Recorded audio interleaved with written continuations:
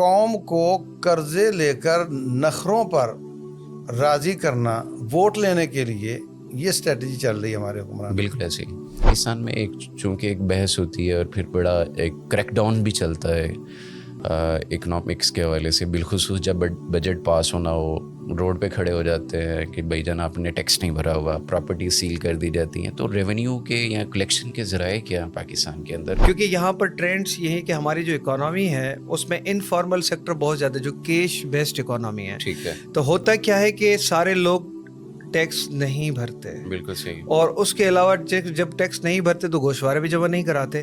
تو انہوں نے کیٹیگری بنا دی ہے کہ ایک فائلر اور ایک نان فائلر کی. کہ جب میں نے ٹیکس دیے ہیں تو پھر مجھے زکوٰۃ سے استثناء ملنا چاہیے. یہ کہنا کہ نہیں جناب ہم تو زکوٰۃ سے ملک چلا کر دکھا دیں گے، یہ بھی بڑھ ہے. جو ہمارا غریب طبقہ ہے یا متوسط طبقہ ہے وہی ٹیکس دیتا ہے، اور جو امیر طبقہ ہے وہ رعایات لے لیتا ہے مختلف مد میں مختلف چیزوں کو انپٹ کر کے. تو یہ عوام کے لیے کیا ریلیف ہے یا کیا فائدہ ہے اس میں؟ اب پاکستان میں ایسی کئی ٹیکس آفیسز ہیں جن کو چلانے کا خرچہ وہاں سے ٹیکس کلیکشن سے بہت زیادہ ہے. ایک عورت تھی، اس سے گناہ ہو گیا، اس کو پکڑا، 3 بار 4 بار آئی، کہنے لگی جی مجھے آپ پاک کریں. لے گئے، اس کے سر پہ پتھر لگا حضرت خالد بن ولید کا، اور خون کا فوارہ نکلا ان پر آ گیا. کہنے لگے عورت نے مجھے گندا کر دیا. تو رسول اللہ صلی اللہ علیہ وسلم فرماتے ہیں اس نے ایسی توبہ کی ہے، اگر ٹیکس لینے والا بھی یہ توبہ کرتا تو اس کو معافی مل جاتی. اسلامک اسکالر مفتی محمد یوسف تیبی حفظہ اللہ تعالی، فاضل مدینہ یونیورسٹی. بسم اللہ والصلاة والسلام علی رسول اللہ. رب اشرح لی صدری ویسر لی امری واحلل عقدۃ من لسانی یفقہوا قولی. اللہم صلی وسلم علی نبینا محمد. ناظرین کرام، کسی بھی انسان کے لیے اس کی معیشت اولین ترجیح میں شامل ہوتی ہے. اللہ سبحانہ و تبارک و تعالیٰ نے بھی قرآن کریم میں اس کا تذکرہ فرمایا ہے، اور کئی مقامات پہ کہا کہ اگر تم اپنی معیشت کو اللہ پر فوقیت دے دو گے، ترجیح دو گے، تو اللہ معیشت تنگ کر دے گا. اور کئی اور احادیث اس حوالے سے اس بات کی گواہ ہیں کہ انسان کی جو کردار سازی ہے اس کے اندر اس کا حلال رزق بڑی اہمیت کا حامل ہے. ہمارے ملک میں درپیش اکنامکس کے مسائل اور بالخصوص ہماری معیشت جس زبوں حالی کا شکار ہے، وہ کسی کو بیان کرنے کی ضرورت نہیں، ہر ایک کو اچھے سے ادراک ہے اس کا. آج ہم نے اس مدعے پر بات کرنے کے لیے اپنے اسٹوڈیو میں انوائٹ کیا ہے. ہمارے پاس نہت اسٹوڈیو میں موجود ہیں استاذ العلماء، مشہور اکانومسٹ اور اسلامی پوائنٹ آف ویو سے ایک بہترین مستند رائے رکھنے والے ایک عالم دین شیخ یوسف تیبی حفظہ اللہ تبارک و تعالی. شیخ ویلکم، خوش آمدید اسٹوڈیو میں. اور آج اسی مسئلے پر بات کرنے کے لیے ہمارے ساتھ اسٹوڈیو میں موجود ہیں کراچی سے آئے ہوئے ہمارے معروف دوست، ٹیکس لائر ہیں اور مختلف گورنمنٹ کے سیکٹرز میں انہوں نے اپنی سروسز دی ہیں، جناب غلام مرتضیٰ قرائی صاحب. سر ویلکم، بہت شکریہ لاہور آنے کے لیے. مزاج ٹھیک ہے آپ کے؟ اچھا سر، پہلا سوال آپ سے میں کروں گا کہ بجٹ ہے کیا؟ کسی بھی حکومت کو چلنے اور چلانے کے لیے بجٹ ایک اہم اصطلاح ہے.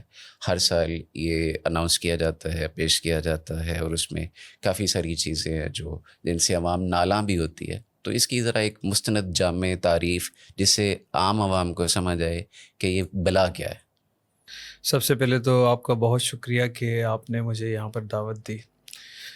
سر، بجٹ کے حوالے سے ہم اس کو آسان الفاظ میں اس طرح سمجھ سکتے ہیں کہ جیسے ایک بندہ اپنا گھر چلاتا ہے.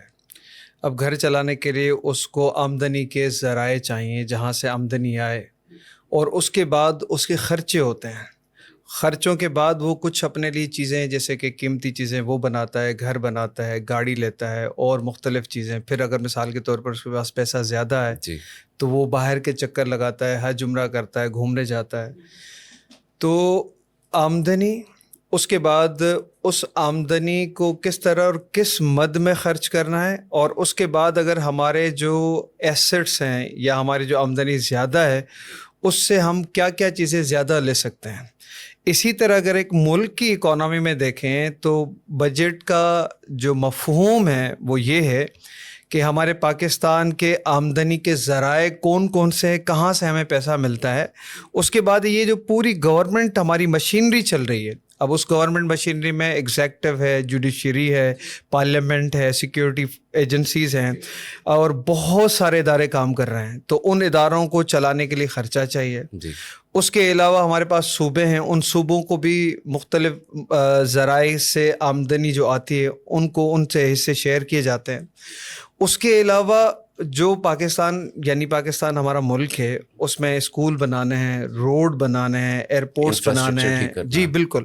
تو اس میں کہاں کہاں خرچہ ہوگا, تو اس کی پوری تفصیلات ایک یعنی کہ سال کے لیے پاکستان میں یہ ہے کہ جو فسکل ایئر ہے 1 جولائی کسی بھی سال کے 1 جولائی سے, فار ایگزامپل جو ابھی ہمارا بجٹ پیش ہوا ہے یہ لاگو ہوگا 1 جولائی 2023 سے اور 30 جون 2024 تک. تو اس پورے سال میں ایک ایسٹیمیٹ کہ ہمارے پاس کہاں کہاں سے پیسہ آئے گا اور اس پیسے کو کس مد میں کہاں خرچ کیا جائے گا, اور اس کے علاوہ ہم اس سے کون سے ڈیولپمنٹل ایکسپینڈیچر کریں گے کہ کون سا انفراسٹرکچر ڈیولپ کریں گے پاکستان میں. تو یہ بجٹ یہ ہے. ٹھیک ہے. اچھا شیخ صاحب, میں آپ سے اسی حوالے سے نبی کریم صلی اللہ علیہ وسلم کی ہم بات مسلمان ہیں تو ان سے بڑھ کے تو کسی کی بات نہیں ہے. انہوں نے مدینہ میں ایک ریاست قائم کی اور اس ریاست کو چلایا اور اس کے سارے معاملات دیکھے چلائے, اور ان کے بعد آپ کے خلفاء نے اس کو وسیع بھی کیا اور چلایا بھی. تب بجٹ کی کیا صورتحال تھی عہد نبوی میں بھی اور صحابہ کرام رضوان اللہ علیہم اجمعین کے دور میں؟ یہ کس طرح چیزیں, یا یہ جدید اصطلاح ہے اور اس طرح سے اس کو لے کے چلا جا رہا ہے؟ بسم اللہ الرحمن الرحیم. اللہ تبارک تعالیٰ آپ کی کاوشوں میں برکت کرے. آپ نے ہمیں یہاں بلا کر یہ باتیں کرنے کا موقع دیا. میں جو سمجھا ہوں بجٹ کو وہ یہ ہے کہ آپ کی آمدن ہے اور آپ کے گھر کے اخراجات ہیں, تو آپ اپنے اتنی چادر کے مطابق پاؤں پھیلاؤ تاکہ آپ ڈیفیسٹ میں نہ چلے جاؤ. بالکل ٹھیک ہے. اور یہاں جو بجٹ ہے نا یہ تو مطلب مذاق ہے, اس لیے کہ ایک تو یہ کہ وہ بجٹ ایک نہیں ہوتا, منی بجٹ بھی آتے ہیں, تیسرے چوتھے مہینے آ رہے ہوتے, تو پھر اس کی کیا حیثیت رہ گئی جب آپ نے اسی طرح کرنا ہے قسطوں میں گرانٹ پاس کر لی جاتی بساؤ کا. نہیں ویسے بھی جب آپ مطلب دیکھتے ہیں کہ عوام کا پارا چڑھ جائے گا تو آپ وہاں تھوڑا ہاتھ ہلکا رکھ کے تو آپ کہتے ہیں واہ بھائی واہ ہم نے عوام دوست بجٹ دے دیا, اور تیسرے مہینے آپ ایک اور لے کے آ جاتے ہیں. تو وہ تو ایک تو ڈھنگا مشتی چل رہی ہے نا, عوام کے ساتھ دھوکہ چل رہا ہے. دوسری بات یہ ہے کہ جب آپ نے اپنے اخراجات ہی کم نہیں کرنے, کہ آپ دیکھ رہے ہیں کہ آمدن کم ہے تو آپ اخراجات کم کرتے ہیں. آپ اپنے بچوں سے کہتے ہیں بیٹے یہ دیکھو گوشت ہفتے میں 1 دفعہ پکے گا یا مہینے میں 1 دفعہ پکے گا, کیونکہ میرے پاس پیسے نہیں ہیں. بالکل صحیح. جب آپ نے روزانہ پکانا ہے تو بجٹ کا وہاں کیا فائدہ رہ گیا؟ مطلب ہمارے جو جتنے بھی ایکسپنسز ہیں, جو ہماری شاہ خرچیاں ہیں, جو ایک ڈی سی اور اے سی کے بینگلوز ہیں جی, اور اس کا جو عملہ ہے, ابھی ریسنٹلی تو اتنی گاڑیاں بھی پرچیز کی جا رہی ہیں یہ سب, تو جب آپ نے جب فارن کے دورے ہوتے ہیں تو وہاں آپ نے دبا کر کے لوگوں کو ساتھ لے کر جانا ہے جن کی کوئی ضرورت بھی نہیں ہے, اور ان کو جا کر کے مہنگے ہوٹلوں میں رکھنا ہے اور ان کو آپ سارا کچھ بھی کرانا ہے. تو آپ بجٹ کس مطلب میں, یہ بجٹ کا تو مقصد ہی فوت ہو جاتا ہے. آپ نے تو اندازہ لگانا تھا کہ میں اپنے حساب سے رکھوں تاکہ میں ڈیفیسٹ میں نہ جاؤں, تو ڈیفیسٹ میں تو آپ نے جانا ہی جانا ہے, قرض تو آپ نے مانگنا ہی مانگنا ہے. تو پھر بجٹ کا کیا مطلب بھائی؟ اس کو تو آپ ہمیشہ کہتے ہو جی اتنا خسارے میں گیا, اتنا خسارے میں گیا. تو یہ ایک رسم رہ گئی ہے, اصل میں یہ بجٹ نہیں ہے. ٹھیک ہے. دوسری بات ہے کہ اصل جو کرنے کا کام ہے کہ آپ اگر غریب ہیں تو آپ اپنی کفایت شاری کریں, قناعت کے ساتھ چلیں. صحابہ کرام اور نبی صلی اللہ علیہ وسلم اس پر تھے, یعنی بجٹ نہ بناؤ اور جو کرنے کا کام ہے وہ کرو, جو ضروری ہے بس. ہاں, اور یہاں کیا ہے کہ کرنے کا کام نہ کرو اور بجٹ بنا لو. یہ ایک بنیادی سا فرق ہے. اب رسول اللہ صلی اللہ علیہ وسلم نے جو کفایت شعاری سکھائی, یعنی آپ حیران ہو جائیں گے, اس سے آگے کوئی جا نہیں سکتا کہ ہمارے یہاں کروڑوں لوگ گورنمنٹ کی تنخواہ پر ہیں. ایسے ہی ٹھیک ہے, آپ ججوں کی تنخواہیں دیکھ لو, آپ ایم پی ایز کی دیکھ لو, وزیروں کی ٹھاٹ باٹ دیکھ لو, ان کے پروٹوکول دیکھ لو ہمارے. اچھا یہ تو بیچارے کما کر کھاتے ہیں, چلو یہ بھی ہیں. اچھا تو آپ حیران ہوں گے کہ حضرت ابوبکر صدیق رضی اللہ تعالیٰ عنہ جب خلیفہ بنتے ہیں تو کندھے پہ کپڑے رکھے اور بیچنے نکل کھڑے ہوئے. اب عمر میں کہتے ہیں بھائی کدھر؟ اجی میں بچوں کو نہیں پالوں گا کیا؟ کہا اب نہیں پال سکتے آپ، بہت بڑی حکومت ہے، یہ 24 گھنٹے کا کام ہے، فل ٹائم ڈیوٹی ہے، اب آپ کا وظیفہ ہم لگائیں گے اور اب آپ یہ کام نہیں کرو گے. اس کا صاف مطلب یہ ہے کہ پوری خلافت میں ایک آدمی وظیفے پر تھا. ہاں بالکل صحیح، یہ بالکل ایسی. ٹھیک ہے. اچھا نبی صلی اللہ علیہ وسلم کے زمانے میں تو اب آپ ایسی کالونی میں کبھی بھی رہنا قبول نہیں کرو گے جس میں نہ بجلی ہو، نہ گیس ہو، نہ سڑک ہو، نہ سیوریج ہو، نہ رننگ واٹر ہو، نہ ٹیلی فون ہو. بالکل سہولیات نہ ہو. حتیٰ کہ مسجد نبی کی حالت یہ تھی کہ اگر آپ یہاں وہ والی مسجد بناؤ تو کوئی نماز نہ پڑھنے آئے، کہ جس کی چھت ٹپکتی ہو اور آپ کو کیچڑ میں کھڑے ہو کر نماز پڑھنی پڑتی ہو. آپ جا رہے تھے آفس، وہاں نماز پڑھی تو چلو گھر واپس جاؤ، اب آفس نہیں جا سکتے. یعنی اس میں کون نماز پڑھنا آئے گا؟ تو بھائی صاحب زیرو اخراجات تھے، سب اپنا اپنا خرچہ خود اٹھاتے تھے، کاروبار کرتے تھے، ساتھ ساتھ کام کرتے تھے، حتیٰ کہ جہاد بھی والنٹیئر ہی کرتے تھے، وظیفہ ان کا کوئی نہیں تھا. تو حضرت عمر بن خطاب رضی اللہ عنہ کے زمانے میں جب کوفہ اور بصرہ کے بیچ میں واسط شہر آباد کیا تو وہ چھاؤنی ہی کے ذریعے آباد کیا گیا تھا. حضرت عمر پریشان تھے، یار یہ پیسہ ختم کیوں نہیں ہوتا، ادھر لگاؤ بانٹو، پھر ختم نہیں ہو رہا، اور آ جاتا ہے، غنیمتیں آ جاتی ہیں. تو وہ انہوں نے کہا کہ پھر ان کا ایک مستقل حال یہ ہے کہ فوج بنائی جائے اور ان کو اس کا وظیفہ دیا جائے. تو تب جا کر کچھ لوگ وظیفے پر آئے تھے. یعنی Salary basis آمدن، پہ. ہاں آمدن زیادہ اور اخراجات کم، اور بجٹ نہیں بناتے تھے. بجٹ کی ضرورت ہی نہیں ہے نا، سرپلس ہے. ایک آدمی کروڑ پتی ہے، اس کو سوچنے کی کیا ضرورت ہے کہ گھر میں کیا پکانا ہے اور بچوں کو کون سے کپڑے لا کر دینے ہیں اور ان کو کس سکول میں پڑھنا ہے، اس کو سوچنے کی ضرورت نہیں ہے. تو ان کو اس لیے ضرورت نہیں تھی. آمدن بہت زیادہ اور خرچہ تقریباً زیرو کے قریب. تو آج ہماری کیفیت یہ ہے کہ خرچے بہت زیادہ اور آمدن بہت کم. اچھا یہیں سے اس سے ریلیٹڈ ایک چیز ہے، کیا ہم توکل میں کمزور ہیں یا ہم میں لالچ بڑھ گیا ہوا ہے؟ یہ کیا سبب کیا ہے؟ نہیں، اس میں سارے اسباب ہی ہیں. توکل بھی کم ہے، لالچ تو چھوٹی بات رہ گئی، اب تو کرپشن بہت زیادہ ہے، خیانتیں بہت زیادہ ہیں. یعنی بیسک سٹرکچر میں بڑی پریشان ہوتا ہوں سوچ کر کہ انگریز جب یہاں آتا تھا گورنر بن کے یا وائس رائے بن کر، تو ایک واقعہ بھی کسی طرح میں نے سوشل میڈیا پڑھا ہے کہ وہ جب واپس جاتا تھا یہاں پر ایک بچہ اس کا کہنے لگا کہ یہ ریل نہیں چلے گی، تو ریل نہیں چلی کیونکہ وہ وائس رائے کا بچہ ہے بھائی. جب اپنے وطن گیا تو وہاں جا کر وہ روٹین میں پرائیویٹ چاہ رہا ہے بسوں پہ بیٹھ کر، تو اس کا بچہ کہتا ہے یہ گاڑی نہیں چلے گی، تو اس کے ابے نے کہا اب چلے گی، اب تیری یہاں نہیں چلے گی. تو جو انہوں نے ایک بحثیت ایک فاتح کے یا بحثیت ایک آقا کے غلاموں کے ملک میں جو انہوں نے سٹرکچر بنایا تھا نا کہ اتنے سینکڑوں مرلوں میں، ہزاروں مرلوں میں ڈی سی کا گھر بنے گا اور وہ بنے گا اور اتنے یہ تنخواہیں ہوں گی، یہ پروٹوکول ہوں گے. پروٹوکول وہی ہیں اور بندے بدل گئے.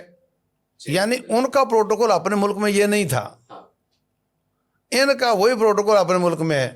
میں نے تو کہیں پڑھا بھی تھا کہ انگریزوں کو جب یہاں سے واپس جاتے تھے نا تو ان کی پہلے کاؤنسلنگ کی جاتی تھی، ٹریننگ دی جاتی تھی، معاشرے سے الگ رکھا جاتا تھا. تو یہ ایک وجہ تھی کہ اب وہ سٹرکچر تو نہیں بدلا جا رہا. بالکل ٹھیک ہے. اور الٹا کردے چڑھا کر اللہ تعالیٰ میں دشمن کو ان کے مختلف اداروں کو مسلط کیا جا رہا ہے. میں نام نہیں لیتا.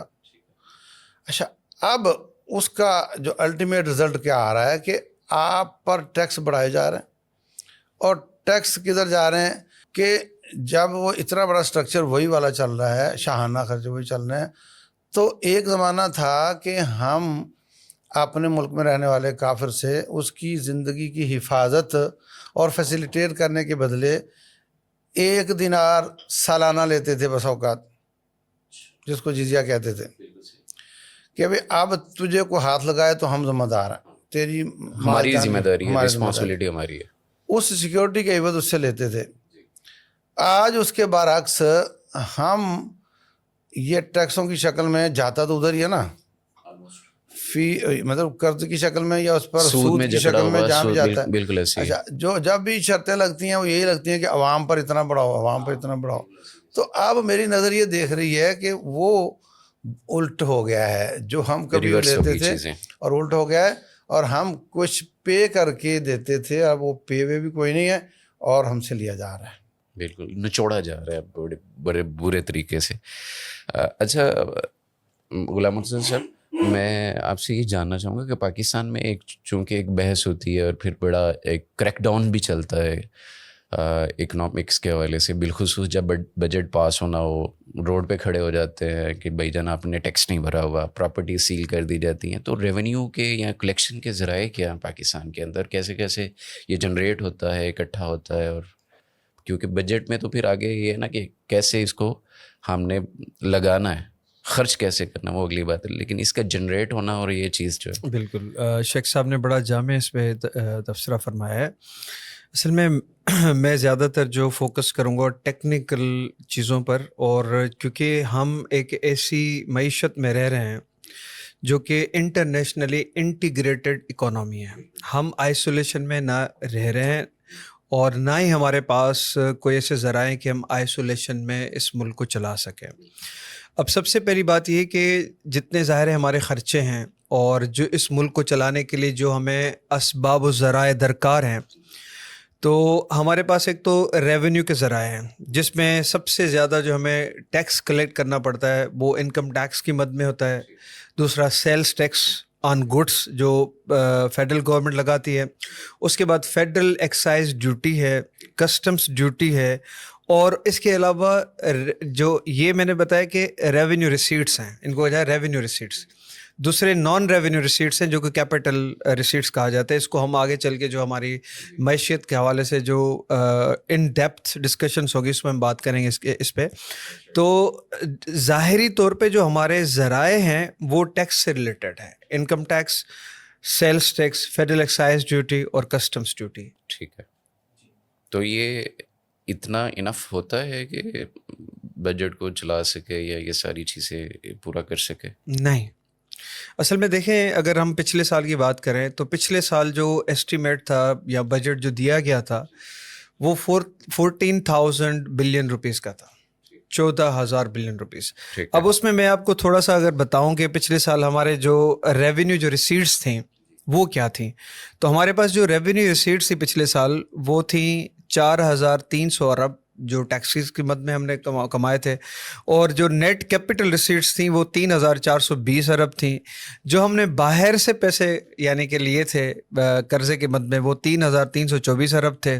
پھر ہم نے جو مثال کے طور پر ہمارے جو ادارے ہیں ان کو ہم پرائیویٹائز کرتے ہیں, ان کی نجکاری کرتے ہیں, اس میں 1 ارب ہمیں ملا. پھر کیا ہوتا ہے کہ جب کیونکہ ایک NFC ایوارڈ ہے, نیشنل فائنانس کمیشن ایوارڈ, جو فیڈرل گورنمنٹ کو جہاں جہاں سے ریونیو ملتا ہے پھر ان کے 18ویں ترمیم کے بعد اور NFC ایوارڈ کے بعد وہ صوبوں کو ان کے تناسب سے ان کا حصہ جاتا ہے. ٹھیک ہے, کیونکہ صوبے خود بھی ٹیکس کلیکٹ کر رہے ہوتے ہیں سروسز کی مد میں, تو اگر ان میں سرپلس ٹیکس بچ جاتا ہے تو پھر وہ فیڈرل گورنمنٹ کے کام آتا ہے, تو وہ ہمارے پاس ہوتا ہے. پھر ہماری انٹرنل بارونگ ہوتی ہے, یعنی کہ جو ہماری بینکس ہے, کمرشل بینکس, ان سے ہم پیسے لیتے ہیں.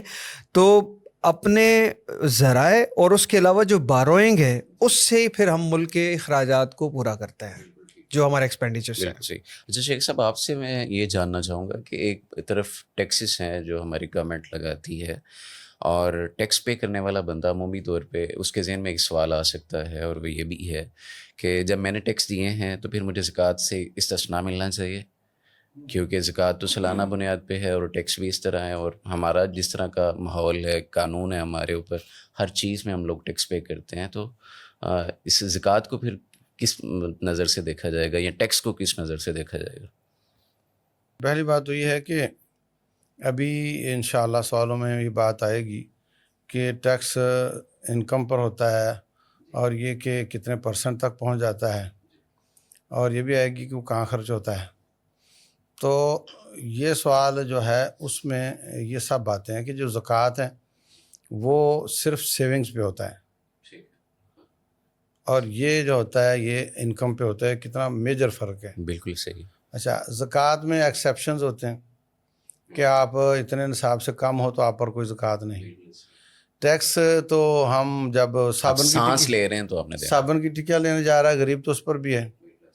اچھا, ڈفرینسز بتا رہا ہوں آپ کو. اسی طریقے سے اس کی ریشو 2.5 ہے جی اینولی, اور یہ ماشاءاللہ سے کہاں تک پہنچ جاتا ہے جی؟ 18% بھی ہے, 17 18 20 تک بھی 20 تک پہنچ جاتا ہے. اچھا, پھر وہ جو ہے وہ اللہ تعالیٰ نے غریب کا حق رکھا ہے, یعنی آپ پر نہیں واپس لگے گا. وہ آپ سے زکوٰۃ لے میں لی اسے فیسیلیٹیٹ نہیں ہو سکتا. تو خذ من اغنیائہم فترد علی فقرائہم, غنی سے لے کر فقیر تک جائے گا. جبکہ ٹیکس کا میں خود بینیفیشری بھی ہوں, میں روڈ پہ چل رہا ہوں, میں پولیس والا کھڑا ہے میری تنخواہ سے کھڑا ہے, تو جب میں خود بینیفیشری ہوں تو پھر میں تو پھر وہ نہیں. یہ تو سروسز کے مقابلے میں ہے. یہ آگے میں عرض کرنا چاہوں گا بعد میں کہ یہ جائز ہے یا نہیں جائز ہے اس پر, لیکن بہت پھونک پھونک کر تول کر اگر کوئی کر سکتا ہے کہ ابھی میں نے آپ کو اتنی یعنی 100 روپیہ دیا تو کلو چینی لے لی, تو پھر تو وہ اتنا جائز ہوتا ہے. اور اگر وہ ہے کہ نہیں جناب پتہ ہی نہیں چل رہا کتنے لیے جا رہے ہیں اور پتہ نہیں چل رہا کہاں لگ رہے ہیں, تو پھر یہ ظلم ہے اور اس کی وعید بہت زیادہ ہے احادیث میں, وہ میں عرض کروں گا انشاءاللہ. ٹھیک ہے. تو جب اس کے جمع ہونے کے پیمانے اور ہیں اور خرچ ہونے کی جگہیں بھی اور ہیں اور ریشو بھی اور ہے, تو یہ زکوٰۃ نہیں ہو سکتی. ہاں, یہ کہہ سکتے ہیں کہ ٹھگی لگ رہی ہے آپ کے ساتھ, ہاں تاوان بھر. اچھا, تاوان بھر رہے ہیں, تو اللہ نہ کرے کسی کو بھتے کی پرچی آ جائے یا کسی کو کوئی گن پوائنٹ پہ پیسے چھین لے اور واپس آ کر کہے جی چونکہ ڈاکو لے گیا اس لیے میں زکوٰۃ نہیں دوں گا. تو یہ اسلام جو ہے اس کا یہ پلر ہے. اچھا, اس طرح کی سنیچنگ کے بعد شیخ صاحب بندہ از خود میں نے کئی یہ نوٹس بھی کیا کہ وہاں میں چلو صدقہ نکل گیا ہمارا, چلو یہ صدقے کی مد میں چلا گیا, تو اس طرح کی بھی کوئی جائز ہے کوئی؟ نہیں, صدقہ نکل گیا جو غیر فرضی ہو تو کہا جا سکتا ہے چلو, یعنی جیسے لیکن زکوٰۃ تو معاف نہیں ہو سکتی. ابھی کہا نا جیسے ڈاکو لے گیا یا اس طرح کے, بندہ جان مال کے چلے جانے کے بعد کہہ دی میری نیت فلاں چیز کی ہے, اس بارے میں نہیں, اس طرح نہیں ہوتا. ٹھیک ہے.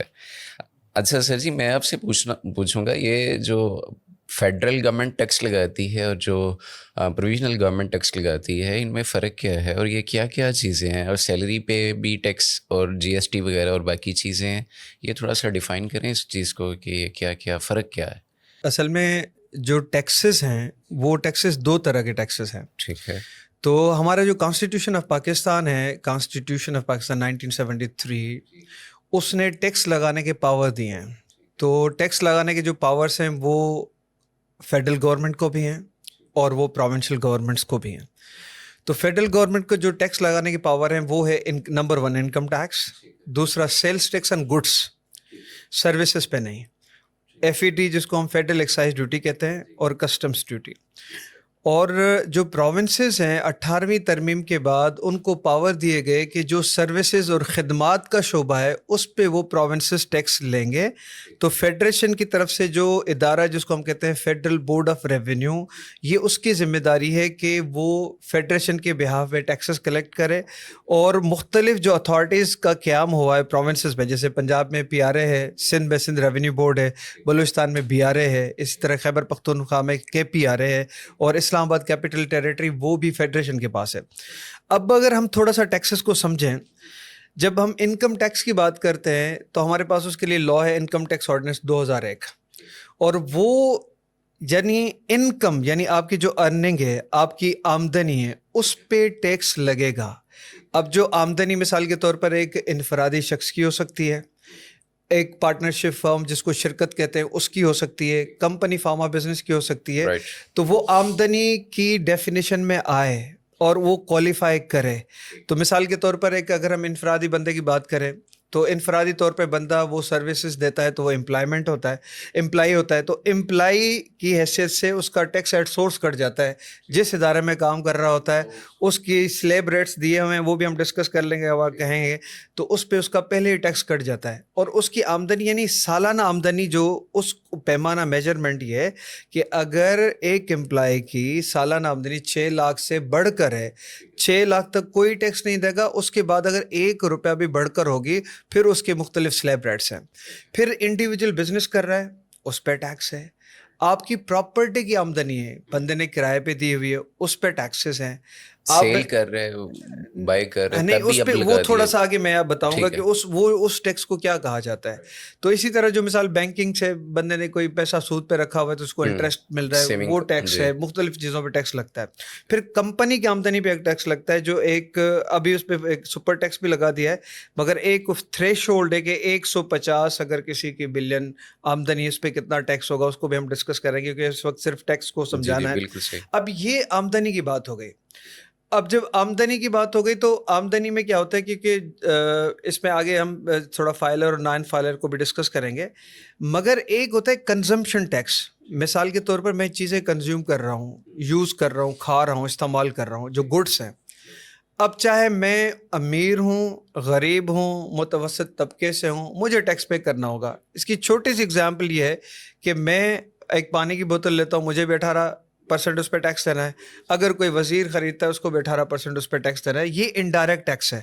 तो इनडायरेक्ट टैक्स में किसी को कोई छूट नहीं। हाँ, उसमें भी डिस्कशन किया जा सकता है। एक हमारे पास फॉर्मल सेक्टर है, एक इनफॉर्मल टैक्स सेक्टर है। कौन कौन से कहाँ कहाँ पर जो ज़ीरो रेटिंग है या एग्जाम्पशन है, मगर स्टैंडर्ड रेट 18% है। और इसमें फिर और बहुत सारी चीज़ें हैं। और जो मैं बात हम इस पे बात कर रहे थे कस्टम्स ड्यूटी, तो जो भी पाकिस्तान में इंपोर्ट होती है उस पे कस्टम्स ड्यूटी लगती हैं। हाँ, इल्ला ये कि कहीं पर गवर्नमेंट किसी को छूट दे दे। ठीक है। तो ये हमारे पास टैक्सेस के यानी कि जिसको हम टैक्सेस को समझ सकते हैं कैटेगरीज हैं, डायरेक्ट टैक्सेस और इनडायरेक्ट टैक्स। ठीक है। अच्छा, मुझे यहाँ पे भी एक सवाल आ गया इसी से रिलेटेड।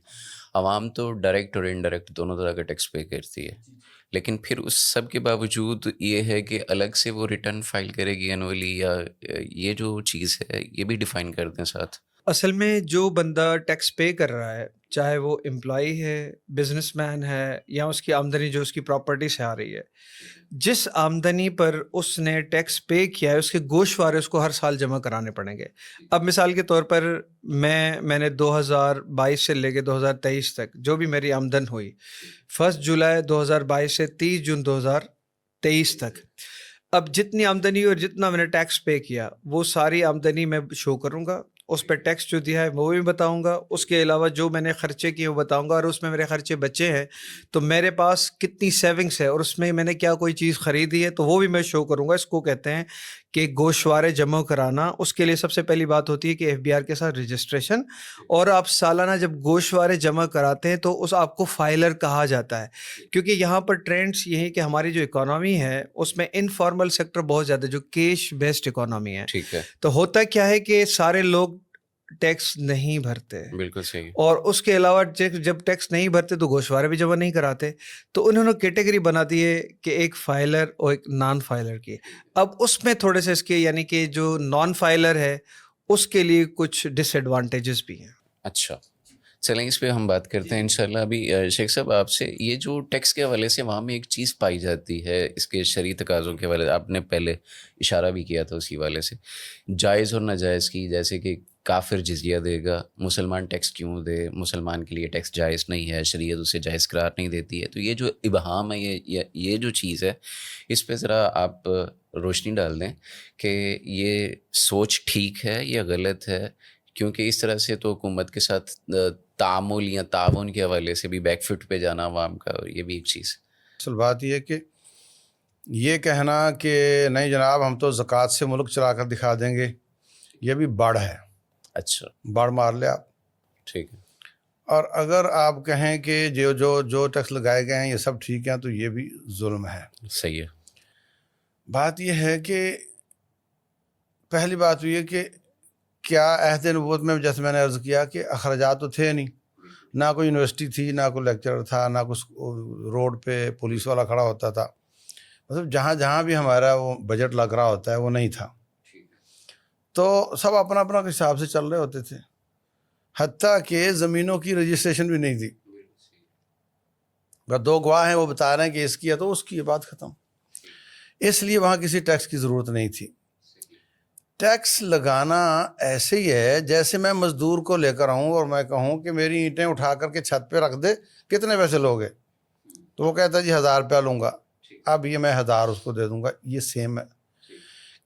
آپ گورنمنٹ کے ساتھ کانٹیکٹ کرتے ہیں, جی ہمیں روڈ پر پولیس چاہیے, یہاں ٹریفک جام ہو جاتی ہے, ہمیں روڈ پختہ چاہیے, ہماری گاڑی خراب ہو جاتی ہے, ہمیں بچوں کے لیے ٹیچر چاہیے, یہ کریں وہ کریں. تو اب وہ سارے اخراجات آپ کریں اور اتنے ٹیکس آپ عوام سے لے لیں, جتنی سروسز دے رہے ہیں اتنے ٹیکس لے لیں. تو یہ سروسز کے بدلے میں ہے, گیو اینڈ ٹیک پالیسی ہاں ہے. بالکل. اگر آپ نے ٹیکس زیادہ لیے, یعنی کیوں لیے؟ اس لیے کہ قسط دینی تھی, اچھا اس پہ سود دینا تھا, تو وہ قسط کیوں لی تھی آپ نے بھائی؟ اس لیے کہ میں نے انفراسٹرکچر بنا کر کے لوگوں سے ووٹ لینے تھے. تو یہ یہاں پہ یہ خیانت ہو گئی, یہ کرپشن ہے. ابھی آپ بڑی مارا ماری سن رہے ہیں کہ جناب ڈیفالٹ کی طرف جا رہا ہے, وہ ہو رہا ہے, وہ ہو رہا ہے, لیکن اس کے باوجود ابھی سیاسی میدان میں آئیں گے اور یہی کہیں گے میں ادھر پل بنا دوں گا, میں ادھر روڈ بنا دوں گا, آپ مجھے ووٹ دو, میں یہ کر دوں گا. یہ کہاں سے بھائی آئے گا؟ یہ بنا تو دے گا وہ. یعنی آپ نے اپنا بجٹ بنایا کہ میری تنخواہ 60,000 ہے, تو اب آپ کہیں گے کہ بیٹے آپ نا ہفتے میں ایک دن دال چلے گی, ایک دن گوشت چلے گا, اس سے زیادہ کرو گے تو ڈیفیسٹ میں جاؤ گے. اب بجٹ بنا کر آپ نے رکھا کاغذ پر, اور بعد میں روزانہ ہی گوشت چل رہا ہے, اور باہر سے وہ پانڈا بھی آ رہا ہے جناب, جی فوڈ پینڈا. سمجھے نا. اب یہ ہمارے ساتھ یہ ہو رہا ہے کہ یعنی وہ فضول خرچیاں ختم نہیں ہو وہ رہی, ختم نہیں ہو رہی ہے. بجٹ بنا لیتے ہیں جی بس ٹھیک ہے, صرف عوام کو دکھانے کے لیے ایک فگر سیٹ کر لیے جاتے ہیں کہ یہ اور فگر. اس میں بھی بڑا ہی گھپلا اور بہت زیادہ دھجل ہوتا ہے. یہ بتائیں گے ہمیں کہ قرائی صاحب کہ اس میں کیا غلط ہوتا ہے جو فگرز کی مار ماری جاتی. اچھا میں یہ کہنا چاہ رہا ہوں, جو آپ نے کہا تھا کہ یہ اس کا کہا تھا کہ تو یہ صرف گیو اینڈ ٹیک ہے سروسز کے مقابلے میں. عوام بائیک آؤٹ کر سکتی ہے کہ بھئی آپ نے مجھ سے اس مد میں اتنا ٹیکس لے لیا ہے, اب میں تو آپ کو ٹیکس پے کر چکا ہوں, آپ مجھے فیسیلیٹیٹ نہیں کر رہے, سو میں تو اب کچھ بھی نہیں آپ کو. ایک منٹ میں پہلے سوال کا جواب پورا کر لوں, میں انشاءاللہ اس پہ آتا ہوں. بات یہ ہے کہ اگر کوئی شخص سروسز سے زیادہ ٹیکس لیتا ہے تو اس کے لیے بڑی سخت وعید ہے. رسول اللہ صلی اللہ علیہ وسلم نے, ایک عورت تھی, اس سے گناہ ہو گیا, اس کو پکڑا, 3 بار 4 بار آئی, کہنے لگی جی مجھے آپ پاک کریں, لے گئے. تو اس کے سر پہ پتھر لگا حضرت خالد بن ولید کا, اور خون کا فوارہ نکلا ان پر آ گیا. تو کہنے لگے عورت نے مجھے گندا کر دیا. تو رسول اللہ صلی اللہ علیہ وسلم فرماتے ہیں کیا بات کی آپ نے؟ لقد تابت توبتن, اس نے ایسی توبہ کی ہے, لو تابہ صاحب مقسن, اگر ٹیکس لینے والا بھی یہ توبہ کرتا تو اس کو معافی مل جاتی. اللہ اکبر. یعنی اتنا سنگین کرائم کہا ہے اس کو کہ اگر ٹیکس آپ لیتے ہیں اور سروسز پرووائڈ نہیں. سنگین تو ہو گیا نا. آپ دیکھو نا, میری بات سمجھیں. میں نے ایک شخص نے آپ کی چوری کی ہے, کل اس نے درس سنا, اس کو تقویٰ آ گیا, وہ واپس آیا, سوری جناب میں نے گناہ کیا تھا, مجھے معاف کر دیں, پیسے لے دیں, معافی ہو گئی. اب قیامت والے دن پٹ اپ تو نہیں ہوگا. لیکن اگر آپ نے سب کی چوری کی ہے تو اب ٹیکس کس لیا آپ نے, اور کس کو حق ملا نہیں ملا. اچھا اب دیکھو, ایک آدمی مجھے پوچھتا ہے کہ جی جو بجلی بہت مہنگی ہو گئی ہے, تو اب تو کنڈی لگانے کی اجازت دو نا. ٹھیک ہے. اچھا تو میں نے اس کو کہا کہ جناب تو چوری گورنمنٹ کی نہیں کر رہا. پہلی بات تو ہے کہ گورنمنٹ کی چوری بھی حرام ہے, بلکہ عوام کی چوری سب کی ہے. وہ اگر وہ جائز بھی ہوتی تو عوام کی چوری, پڑوسی کی چوری کر رہا ہے, تو گورنمنٹ کی تو کر ہی نہیں رہا, کیونکہ فیڈر سے جتنی نکلنی ہے انہوں نے تو اس کا بل سب پہ ڈال دینا ہے. اب تیری چوری کا کس پہ ڈالا ہے, کس کو واپس کرے گا تو اسی طرح کا ٹیکس کا مسئلہ ہے کہ بھائی صاحب ٹیکس جو ہے یہ آپ نے کتنا لگایا اور کتنا چاہیے تھا اور کتنا زیادہ تھا, یہ حکمران کو قیامت والے دن دینا پڑے گا. تو کیسے تو بیچ میں چاہے کوئی اور جو مرضی کر جائے, لیکن جواب دہ وہی ہے. جواب دہ وہ ہے. اس لیے نہ تو ہم یہ کہہ سکتے ہیں کہ زکوٰۃ سے بات بنے گی, صرف عہد نبوت میں بھی زکوٰۃ سے بات نہیں بنتی تھی. وہاں وہ آپ نے جیسے میں نے عرض کیا کہ وہ جہاد ہوتا تھا تو غنیمت کے مال بھی بہت بڑا ذریعہ تھا. اس طرح جو ان لوگوں کی حفاظت کے بدلے میں ان پر جزیہ لگایا جاتا تھا وہ بہت بڑا آ جاتا تھا. حضرت عمر بن خطاب رضی اللہ عنہ کے زمانے میں تو امپورٹ ٹیکس بھی لگ گیا تھا, ہاں محصول لگ گیا تھا. تو جو کچھ آپ سروسز دے رہے ہیں ہٹ کر, اب کسی مخصوص لوگوں کو امپورٹروں کو دے رہے ہیں تو ان کو اس حساب سے لگا دو. بالکل ٹھیک ہے. تو یہ بہت بڑا انالیسس ہے. جب یہ انالیسس درست نہیں ہے تو بھائی صاحب ایک عام آدمی کیسے احتجاج کر سکتا ہے؟ اس کو پتہ ہی نہیں کہ ظلم ہو رہا ہے نہیں ہو رہا یا کتنا ہو رہا ہے. عوام کو اللہ نے یہی کہا ہے کہ اتے امیر کا و ان ضرب ظہر کا و اکل مال کا، اپنے امیر کی اطاعت کرو، تیرا مال ہڑپ کر دے تب بھی، تیری کمر پہ دھرے مارے تب بھی، ظلم کرے یعنی تب بھی، ظالم بھی ہو. ہاں تو نے بھائی اپنا تو نے اطاعت کر کے جنت میں چلے جانا ہے اور اس کا حساب میں نے لینا، اس نے پکڑے جانا ہے. اللہ اکبر اللہ. یہ بہت بڑی بات شیخ صاحب نے بتائی ہے، اور یہ تو بلا شبہ قابل غور بھی ہے، قابل فکر بھی ہے، اور حکمرانوں کے لیے تو شاید قابل عبرت بھی ہے، اور جو حکمرانی کی خواہش مند ہے ان کو ذرا سوچ و فکر بھی کرنا چاہیے اس معاملے میں. اچھا بھائی جان، میں آپ سے یہ جاننا چاہوں گا کہ فائلر نان فائلر ٹیکس، اس میں مطلب یہ دو کیٹیگری ہے ٹیکس کے حوالے سے، اور اس میں فرق کیا ہے، اور اس میں ایڈوانٹیجز اور ڈس ایڈوانٹیجز یہ کیا ہیں؟ اور دوسرا یہ بھی بتائیے گا کہ جو ہمارا غریب طبقہ ہے یا متوسط طبقہ ہے وہی ٹیکس دیتا ہے، اور جو امیر طبقہ ہے وہ رعایات لے لیتا ہے مختلف مد میں مختلف چیزوں کو انپٹ کر کے کہ میں چونکہ یہ کر رہا ہوں یہ کر رہا ہوں. یعنی جیسے کہ ایک عوامی بات بھی ہے کہ 20 لاکھ لینے والا یا 15 لاکھ سیلری لینے والا بندہ 2000 یونٹ بھی بجلی کے فری لے رہا ہے، وہ گیس کا بل بھی اس سے استثنا ہے، وہ دیگر اسے سفری سہولیات بھی میسر ہے عوام کے ٹیکس کے پیسے کی. تو یہ عوام کے لیے کیا ریلیف ہے یا کیا فائدہ ہے اس میں؟ اصل میں سب سے پہلی بات تو یہ ہے کہ آپ نے فائلر اور نان فائلر کی کیٹیگریز جو بنائی گئی ہیں اس حوالے سے سوال کیا. دیکھیں جو فائلر ہے اس کے لیے کچھ ایڈوانٹیجز ہیں. اب میں آپ کو بتا دوں کہ مثال کے طور پر جو بندہ پراپرٹی پرچیز کر رہا ہے، اب پرچیز جب کر رہا ہے تو اس کا ایڈوانس انکم ٹیکس اس سے ڈیڈکٹ ہوگا، جس کو ود ہولڈنگ ٹیکس بھی کہا جاتا ہے، مگر یہ ایڈوانس انکم ٹیکس ہے. یعنی آگے چل کے آپ اس کو جو آپ کی فائنل ٹیکس لائبلٹی ہے اس سے ایڈجسٹ کر سکتے ہیں. تو جو فائلر ہے اگر کوئی پراپرٹی پرچیز کرے گا تو وہ 7% اس کا جو ہے یعنی کہ دینا پڑے گا ایڈوانس انکم ٹیکس، اس کی فی یعنی کہ ٹیکس کی مد میں کاٹا جائے گا. جو نان فائلر ہے وہ 10.5% کاٹا جائے گا. ٹھیک ہے، یہ اس کا ڈس ایڈوانٹیج فرق آ گیا بنیادی طور جی. دوسرا یہ کہ اگر پراپرٹی آپ سیل کر رہے ہیں اور فائلر ہے تو آپ کا 4% جو ہے ایڈوانس انکم ٹیکس ڈیڈکٹ ہوگا جو بعد میں ایڈجسٹ ہو جائے گا. ٹھیک ہے. اور جو نان فائلر ہے کیونکہ اس کا تو ایڈجسٹ بھی نہیں ہونا، اس کا 6% کٹے گا. اب بینکنگ ٹرانزیکشنس ہو رہی ہیں، مثال کے طور پر مجھے پیسے ودرا کرانے ہیں، تو پیسے ودرا کرانے جا رہا ہوں، میں فائلر ہوں تو مجھے کوئی ٹیکس نہیں کٹے گا 50,000 سے اوپر. اگر نان فائلر ہے تو 0.06% 50,000 کی اوپر کی ٹرانزیکشن پہ کٹے گا، یعنی کہ 600 روپے اپنے ہی پیسے ہیں، ہاں اپنے ودرا کر رہا ہے. نان فائلر ہونے کی وجہ سے اس کو نقصان ہے. اسی طرح بہت ساری چیزیں خرید اور پرچیز میں اس کو بہت سارے ڈس ایڈوانٹیجز ہیں. ایک تو بات یہ ہوگی. دوسری بات جو آپ نے فرمائی ڈاکٹر صاحب، اصل میں مسئلہ یہ کہ جو گورنمنٹ رن کرتے ہیں نا، اب ہمارے پاس جو مثال کے طور پر ایک پلرس آف اسٹیٹ ہے، کیونکہ ہم نیشن اسٹیٹ میں رہ رہے ہیں جو سیکنڈ ورلڈ وار کے بعد جو ہماری باؤنڈریز کی گئی، تو اس میں دی ایگزیکٹو ہے جو کہ گورنمنٹ ہے، اور جوڈیشری ہے، اور اس کے علاوہ جو آپ کی پارلیمنٹ ہے. اب گورنمنٹ کے پاس پاورز ہیں، بہت سارے پاورز دیے گئے ہیں. اس میں وہ اپنے ملازمین کے لیے کچھ مراد رعایت یا ان کو مثال کے فری پیٹرول دیتے ہیں، گاڑیاں دیتے ہیں، مختلف چیزیں دیتی ہیں. تو یہ گورنمنٹ کا ایک عمل ہے، اور ڈیفینیٹلی یہ عوام کے پیسے سے ساری چیزیں چل رہی ہیں. تو اس میں اس کو کہتے ہیں اصلاحات لانا، ریفارمس لانا. تو وہ ریفارمس گورنمنٹ ہی لا سکتی ہے جس کے پاس پاورس ہیں. کہ کس طرح جیسے شیخ صاحب فرما رہے ہیں، جو کیونکہ پوری جو ہمیں رہنمائی ملے گی اسلام کے حوالے سے تو شیوخ سے ملے گی. تو اب وہ کون سی مراد دے رہے ہیں جو کہ عوام کا استحصال کر کے دے رہے ہیں، کون سی مراد ایسی ہیں جن سے عوام کو ڈس ایڈوانٹیج ہے، اور جو مراد یا رفتہ طبقہ پہلے ہی جس کو پریویلیجز مل رہے ہیں اس کو اور فردر مل رہے ہیں. تو یہ فرق یا اس طرح کی چیزیں پارلیمنٹ میں قوانین میں اصلاحات لانے سے اور انسٹیٹیوشنس میں اصلاحات اور ریفارمس جس کو ہم کہتے ہیں اسٹرکچرل ریفارمس، اس کے بغیر یہ ممکن نہیں ہے.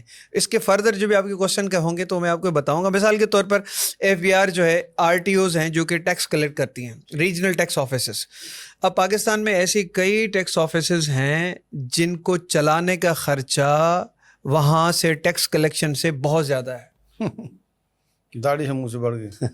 اچھا شیخ میں آپ سے یہی پوچھنے لگا تھا کہ وہ انہوں نے آپ کی طرف ڈائیورٹ کر دیا سوال، وہ یہی ہے جیسے ابھی $3 ارب کی پچھلے گورنمنٹ نے کچھ لوگوں نے قرض لیا گورنمنٹ سے، اور پھر اس گورنمنٹ نے بیٹھ کے 2-4 دن کے اندر اندر وہ بڑا ہائی لائٹ بھی ہوا تھا، خبروں میں بھی آیا مسئلہ، اور اسے ختم کر دیا، معاف کر دیا. تو کیا یہ لوگ جو اس طرح ٹیکس مطلب لوگوں کی ٹیکس کلیکشن کا پیسہ ہوتا ہے گورنمنٹ کے کیپٹل میں جمع ہوتا ہے اس ادھر، وہاں سے یہ بطور ادھار لیتے ہیں اپنے اسٹیبلشمنٹ کاروبار کے لیے یا دیگر چیزوں کو اسٹیبلش کرنے کے لیے، تو جب یہ لے لیتے ہیں بعد میں کچھ عرصہ گزرنے کے بعد اپنی پاور کے ساتھ یا اپنے تعلقات کے ساتھ اسے معاف کرواتے ہیں، تو یہ جائز ہے؟ بسم اللہ الرحمن الرحیم. اصل میں جو مراعات آپ کہہ رہے تھے کہ قانون بنانے کی ضرورت ہے، جی جو میں عرض کر رہا تھا کہ یہ وہی شاہوں والی ہیں، جی بالکل ایسے ہی، اور یہ بھی اسی کی ایکسٹینشن ہے. بالکل ٹھیک. مطلب جب وہ دے رہا ہوتا ہے یا لے رہا ہوتا ہے اس وقت نیت دینے کی ہوتی نہیں واپس، وہ ہوتا ہے کہ میں معاف کروا لوں گا، تو ڈائریکٹ دیں یہ لو اتنے پیسے، تو لوگ کہیں گے کہ کس قانون کے تحت ہے بھائی. تو وہ مراعات ہیں، وہ قرض نہیں ہوتا، وہ مراعات ہی ہوتی ہیں. تو پہلی بات تو یہ کہ عہد نبوت اور عہد اصحاب الاطہار میں مراعات یا مطلب ویجز پر تو لوگ تھے ہی نہیں نا، بالکل ٹھیک، بہت کم. بالکل ایسے. اور جب ہماری مسلمانوں کی حکومت کا دائرہ وسیع ہوا تو گورنر بھیجنے پڑے، تو ان کو بھی حضرت عمر بن خطاب رضی اللہ عنہ نے ایسا کھینچ کے رکھا ہوا تھا، آپ حیران ہو جائیں گے. میں آپ کو بتاتا ہوں. حضرت عمر رضی اللہ تعالیٰ عنہ فرمانے لگے سنو، میرا گورنر وہ بنے گا جو 4 جائز کام نہیں کرے گا. جائز کام نہیں کرے گا. میں جائز میں کہہ رہا ہوں کیونکہ وہ جائز ہیں. بالکل ٹھیک، یعنی شریعت میں جائز ہے، لیکن انہوں نے اپنے گورنر کے لیے شرط لگا دی کہ یہ نہیں کرنا ہے. جو کہتا ہے جی میں نہیں کر سکتا، بولے نہ جا. ٹھیک ہے. ہاں نہ جا. پہلا یہ کہ آٹا چھان کر نہیں کھائے گا، جو کا آٹا یعنی تنکوڑا بظاہر بڑی ہوتا معمولی چیز ہے. ہاں آٹا نہیں چھانے گا وہ. نمبر 2، چھوٹے قد کا گھوڑا استعمال نہیں کرے گا. اچھا. نمبر 3، زین لگا کے رکاب لگا کے نہیں چڑھے گا، ننگی پشت پہ بیٹھے گا. ننگی پشت پہ اور چھلانگ لگا کے چڑھے گا. ٹھیک ہے. اللہ اکبر. نمبر 4، وہ باریک کپڑے یہ والے نہیں پہنے گا، ٹھیک ہے، موٹے کپڑے یعنی پہنے گا. فائن کپڑا یوز نہیں کرے گا، فائن آئٹم بھی نہیں کھائے گا. اچھا اب اس میں کیا ہے، اس میں یہ ہے کہ جو کافر کہتے ہیں نا کہ حضرت عمر جو مسلمانوں کے تھے انہوں نے آدھی دنیا فتح کر لی اور اگر 4 دن اور رہتے تو ہماری تو چھٹی ہو جاتی. اصل میں ان کا پروگرام یہ تھا، صحیح، قوم کو قرضے لے کر نخروں پر راضی کرنا، ووٹ لینے کے لیے یہ اسٹریٹجی چل رہی ہے ہمارے حکمران. بالکل ایسے ہی. اور حضرت عمر کی بالکل برعکس تھی رضی اللہ عنہ. وہ کہتے تھے کہ قوم کو سختی پہ آمادہ کرو، سختیاں برداشت کرنے کے قابل کرو، انہوں نے ابھی بہت دور جانا ہے. ہم نے بات کی. عربی کا ایک جملہ ہے، من کان بیتہ من زجاج فلا یرمی الناس بالحجارہ، جس کا گھر شیشے کا ہو کسی کو پتھر نہیں مار سکتا. یہ بیسک ریزن ہے مشرف صاحب کے یس مین کہنے کی اور ملا عمر صاحب رحمہ اللہ کے نو سر کہنے کی. ہمارے پاس ٹوٹنے کی چیز ہی کوئی نہیں، آؤ توڑا بوڑا کو اور توڑ لو بھائی تم. بالکل ٹھیک ہے. سمجھ آئی؟ غیرت تھی، حمیت تھی، ایمان تھا، اور اس کے ساتھ یہ ہمارے پاس دشمن مطلب کسی ڈیم کو ہی ڈیمیج کر دیتا ہے تو ہم تو اسی میں پڑ جیسے جائیں. یہ ابھی ہوا واقعہ آرمی تنصیبات پہ حملہ، اور وہاں پہ بھی جو کرنے والے تھے وہ بھی یہ کہہ رہے تھے ہمارے ٹیکس سے بنے ہوئی چیزیں ہمیں توڑنے کا پورا اختیار ہے. اچھا خیر، وہ میں یہ کہنا چاہ رہا ہوں کہ حضرت عمر بن خطاب رضی اللہ عنہ کی اسٹریٹجی یہ تھی کہ جب آپ آٹا کھاؤ گے تنکے والا تو اندر کی صفائی ہو جائے گی. جب آپ موٹا کپڑا پہن کے گھوڑے کا لاگا لگے گا، پسینے چھوٹیں گے اور اس کا اور تیرا پسینہ ایک ہوگا تو تیرے باہر کے بھی وہ بھی سارے تیرے نخرے نکل جائیں گے. اور جب آپ اونچی گھوڑے پہ چڑھو گے تو پیٹ بھی چھوٹا کرنا پڑے گا، ظاہری بات ہے، سمجھا، فزیکلی فٹ ہونا پڑے گا. ہاں. تو وہ اس طریقے سے تھے. یعنی آپ پتہ نہیں مجھے وہ واقعہ صحیح سند سے ثابت ہے یا نہیں کہ حضرت ابوبکر صدیق رضی اللہ تعالیٰ عنہ وہ تھوڑا تھوڑا بچا کر کے ایک دن انہوں نے میٹھا بنا لیا تو وہ، لیکن مطلب بہت ہی کفایت شعری کے ساتھ چلاتے تھے. ہمارے ہاں بالکل برعکس ہے کہ ہم تو انجوائے کرتے ہیں حکومت کو، وہ مصیبت سمجھتے تھے اس کو. تو یہ جو پیسے لے کر معاف کروانے والا کام ہے نا، یہ بھی ایک Fraud ہے. مراعات ہی ہیں. نہیں، میں یہ جو سوال ہے وہ یہی ہے کہ بڑے بڑے انڈسٹریلسٹ جو ہیں، بڑے بڑے ہمارے یہاں پہ کاروباری حضرات جو ہیں، جن کی اپروچ ہے وہ ادھار لیتے ہیں، ویسے اسٹیٹ بینک سے یا اپنے وزارت تجارت سے، ادھر سے کہتے ہیں کہ جی ہمیں اتنے پیسوں کی ضرورت ہے، اتنے انٹرسٹ بیس پہ یہ سود کے اس کے اوپر لیتے ہیں پیسے. اور یہ 300 ارب ڈالر کی بات آئی تھی. تو اتنے پیسے لیے اور پھر اس کے بعد ایک جو بھی کمٹمنٹ کی کہ 1 سال بعد ریٹرن کروں گا، 2 سال بعد، 4 سال بعد. تو کہا جی میرا ڈیفالٹ ہو گیا، میرا نقصان ہو گیا، تو میں تو نہیں دینے کی پوزیشن پہ، تو مجھے معاف کر دیا جائے. جبکہ ایسا ہوتا نہیں. ظاہر ہے تو یہ تو واضح قسم کی بات ہے کہ دھوکہ ہے. پہلے کہا کہ حکمران کی اطاعت کرنی ہے، تو کیا ان کو یہ اختیار ہے کہ اس طرح کی قومی خزانے کے اوپر جو نقب زنی ہوتی ہے اس کو یہ کمپنسیٹ کر سکیں، معاف کر سکیں؟ جو قومی خزانہ ہوتا ہے نا وہ اجتماعی مال ہوتا ہے. اجتماعی مال سے رسول اللہ صلی اللہ علیہ وسلم نے اتنی سختی فرمائی ہے کہ اجتماعی مال سے جانور ذبح کر کے پکا لیے تو آپ نے ابلتے ہوئی ہنڈیاں الٹوا دی تھیں، بالکل ٹھیک ہے. اور بعد میں پاؤں کے ساتھ وہ بوٹیاں بھی مٹی کے ساتھ خلط ملط کر دی تھیں.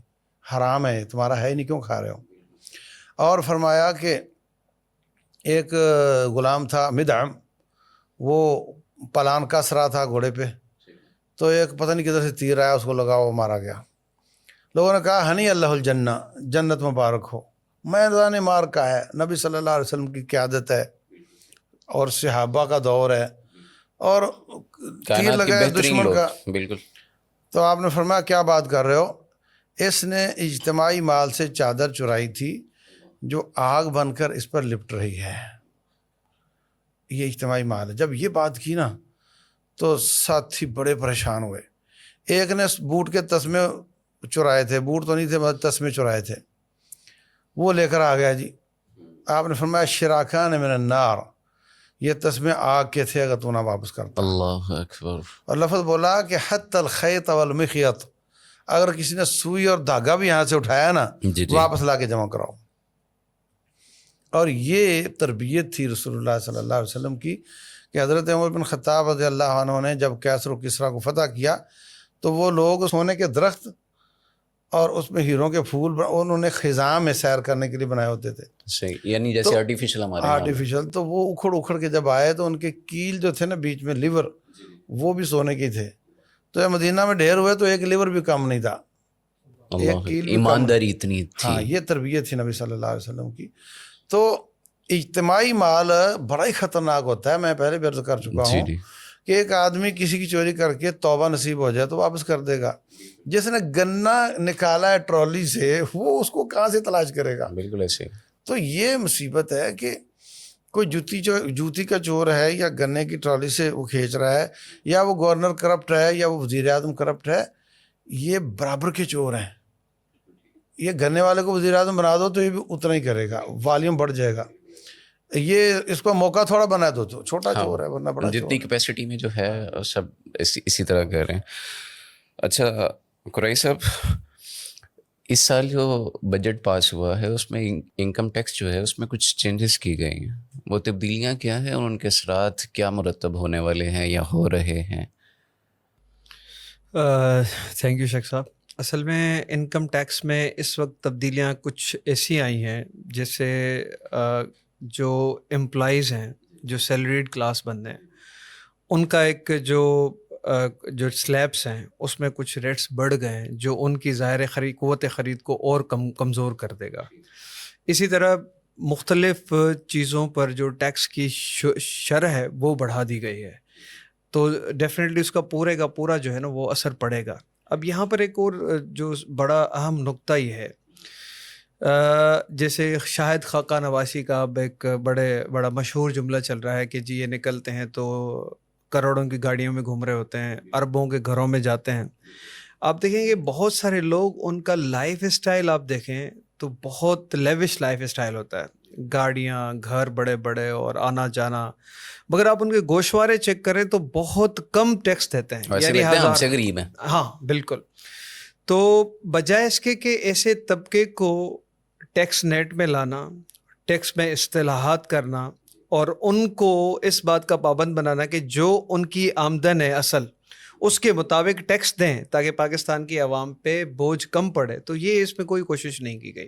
ہوتا یہ ہے کہ یعنی کہ جو پہلے ہی لوگ ٹیکس دے رہے ہیں نا, مثال کے طور پر ایک جو امپلائی ہے, اب جو اس کو سیلری ملے گی منتھلی, اس پہ پہلے ہی ٹیکس کٹ جائے گا, تو اس پہ اگر آپ زیادہ برڈن ڈال رہے ہیں, یا مثال کے طور جو کنزیومر ہے جو چیز کھائے گا اس پہ, تو وہ اس کو ٹیکس دینا ہی دینا ہے.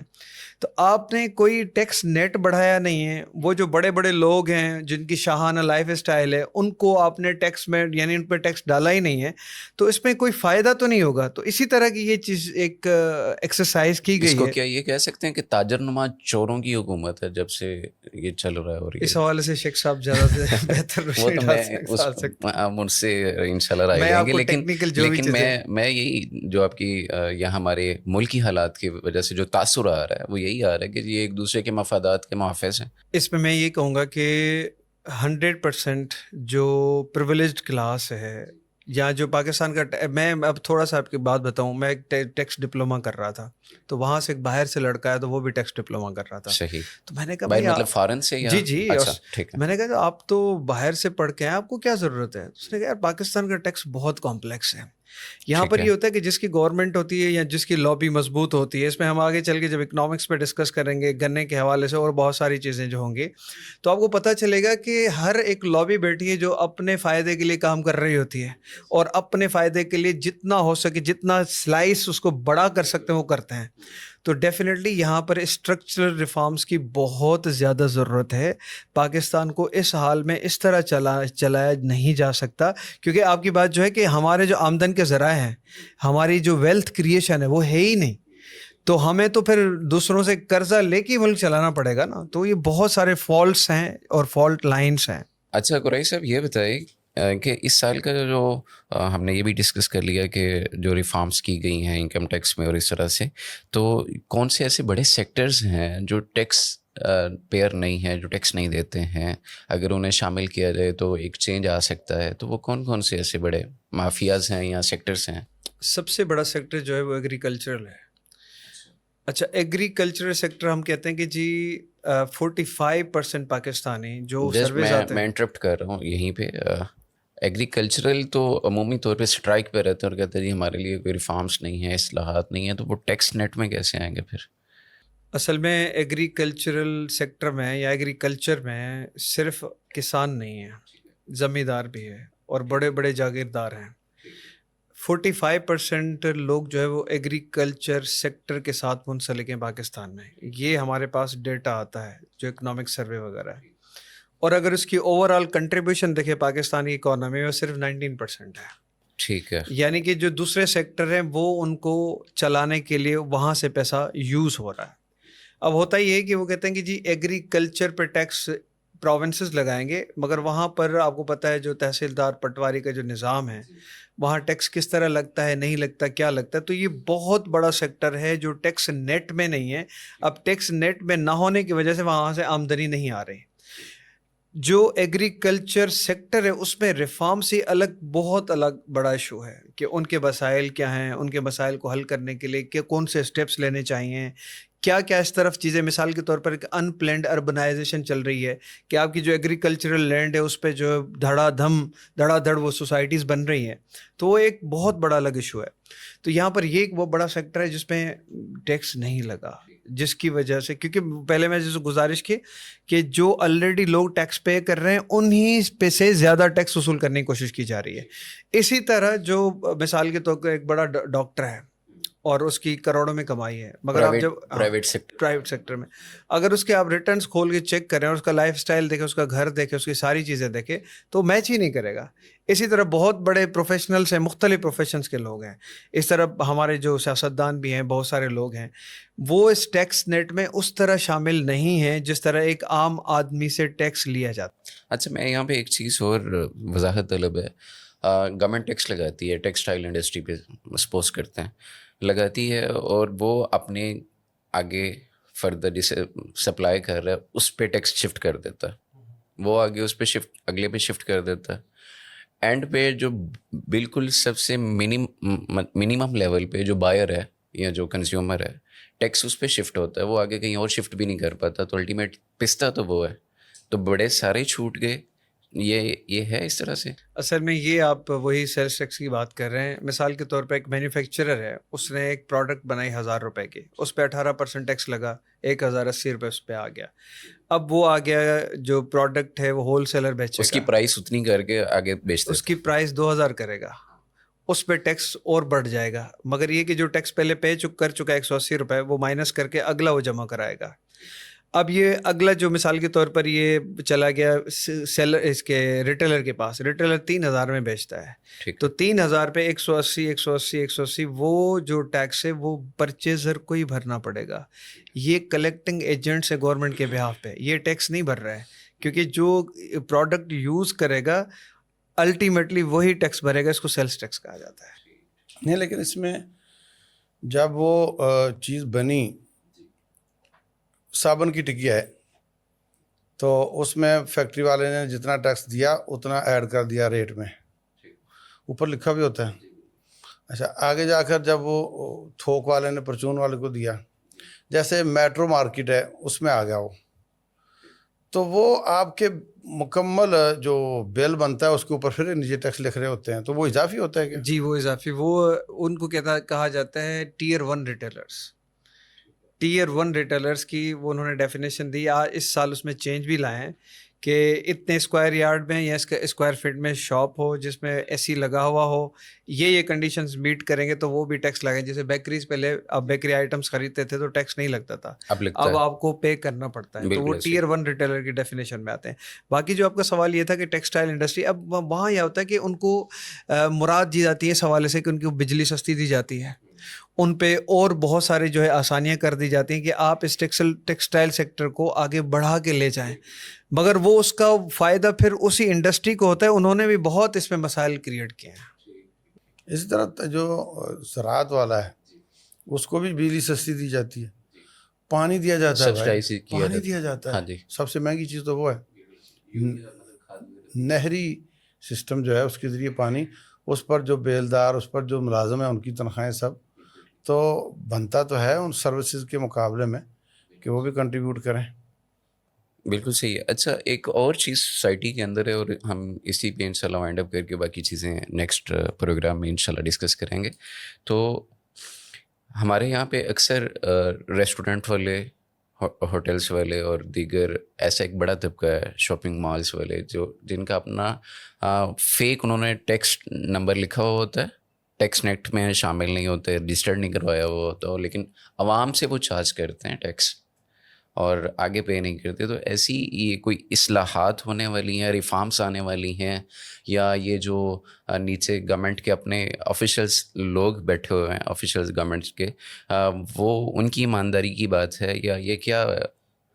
بڑا اچھا سوال کیا آپ نے. اصل میں جو ریسٹورنٹس پہ آپ کھانا کھاتے ہیں یہ سروسز کی مد میں آتا ہے, اور یہ سروسز کا جو ٹیکس یہ پروونسز کلیکٹ کرتے ہیں. آپ لاہور میں جا کر کسی ریسٹورنٹ پہ کھانا کھائیں گے 13% یا جو بھی چارج کرتے ہیں وہ PRA کو جاتا ہے, وہ فیڈرل گورنمنٹ کو نہیں جاتا, اور یہ کھانے والا ہی پے کرتا ہے. ہاں, یہ سارے کے سارے ٹیکس کلیکٹ کر کے اور PRA کے پاس جمع کرانے کے پابند ہیں. اگر یہاں پر کوئی ڈنڈی مارتا ہے تو یہ PRA کا لوپ ہول ہے, جو کہ لگتا نہیں ہے کیونکہ یہاں پر پروونشل اتھارٹیز بہت ایکٹیو ہیں, وہ کلیکٹ. نہیں, بس اوقات یہ ہوتا ہے کہ ایک بل آیا نا ہمارے پاس, تو ہم نے اسے اپنے, کیونکہ آج کل کچھ چیزیں آن لائن بھی ویریفائی کر لی جاتی ہیں, تو اگر اس کا وہ ٹیکس نمبر, NTN نمبر وغیرہ ایڈ کر کے دیکھا تو وہ بندہ ہی ٹیکس پیئر نہیں ہے, یا وہ ہوٹل یا وہ فارم ہی ٹیکس پیئر نہیں ہے, لیکن عوام سے وہ کلیکٹ کر رہی ہے. اور اگر رجسٹرڈ نہیں ہے تو پھر تو وہ ڈیفینیٹلی اس کو رپورٹ کرنا چاہیے تاکہ ڈپارٹمنٹ اس پہ ایکشن لے. تو عوام کے لیے یہ بھی ایک بڑی آگاہی ہے کہ آپ جہاں ٹیکس دیتے ہیں, جس کو دے رہے ہیں, جو آپ سے لے رہا ہے, کم از کم یہ بھی دیکھیے کہ وہ واقعی ٹیکس پیئر ہے, گورنمنٹ کے وہ جمع کرواتا ہے کہ نہیں کرواتا ہے. اگر وہ نہیں کرواتا تو پھر اس کے خلاف قانونی کارروائی کے لیے آپ کو اپیل کرنی چاہیے اور آپ کو کہنا چاہیے. اچھا شیخ صاحب, کوئی ون لائنر, ایک کچھ سبق, کچھ ایسی چیز جو ہم سب کے لیے بڑی اچھی اور بڑی مشعل راہ ہو اکنامکس کے حوالے سے, یا ہماری یہ جو آج کی ساری ڈسکشن ہے اس کے حوالے سے. اللہ تبارک و تعالیٰ فرماتے ہیں لَتُبْلَوُنَّ فِي أَمْوَالِكُمْ وَأَنفُسِكُمْ, تمہیں مال اور جانوں میں آزمایا جائے گا. اس وقت ہر حکومت جسٹیفیکیشن میں لگی ہوئی ہے اور ہر اپوزیشن اس کو یوٹیلائز کرنے کی کوشش کرتی ہے مہنگائی کو، بالکل ٹھیک ہے. اور جب وہ آتا ہے تو وہ بھی مہنگائی ہی کر رہا ہوتا ہے، اور پھر تو وہ پہلے والا آتا ہے تو وہ بھی مہنگائی ہی کر رہا ہوتا ہے. تو عوام ان لوگوں کے دھوکے میں نہ آئیں، یہ اللہ تعالیٰ کی طرف سے آزمائش سمجھیں، اور شکایت کا جملہ نہ زبان پر لائیں، اور اس وجہ سے کنڈا سسٹم یا کوئی خیانتیں نہ کریں، بچیں اس بات سے، بلکہ اپنے اخراجات کو کم کرنے کی کوشش کریں. اللہ نے آزمایا ہے. تو اب یہ تو شور بہت ہے کہ جناب بجلی بہت مہنگی ہو گئی ہے، واقعتاً ہو گئی ہے، تو کیا کسی نے یہ اعلان کیا کہ آج کے بعد کپڑے استری نہیں ہوں گے؟ بالکل ٹھیک. تو بات یہ ہے کہ آپ کٹ لگائیں، آپ نے اپنا حساب دینا ہے. حکمران جو کر رہے ہیں انہوں نے اپنا حساب دینا ہے. آپ کو یہی حکم ہے کہ آپ اطاعت کرتے رہیں اور اللہ تعالیٰ سے دعائیں کرتے رہیں، اور ان کے لیے یہ ہے کہ وہ قیامت والے دن دے کر ہی چھوٹیں گے. آپ کو فکر کرنے کی ضرورت نہیں، تمہارا رب پائی پائی کا حساب لے گا، اس کے بغیر کوئی بچ نہیں سکے گا. تو ہمیں اسی پر رہنا چاہیے اور اپنی طرف سے اس طرح کے تصرفات نہیں کرنے چاہیے. بالکل صحیح. بہت شکریہ آپ کی آمد کا اور آپ کے اس پرمغز اور سیر حاصل گفتگو کا. دیکھتے رہیے نہر اسٹوڈیو، انشاءاللہ نئے سے نئے اور اچھے سے اچھے عمدہ موضوعات کے ساتھ اور سیر حاصل گفتگو کے ساتھ آپ کی خدمت میں. مجھے اجازت دیجیے. السلام علیکم و رحمۃ اللہ.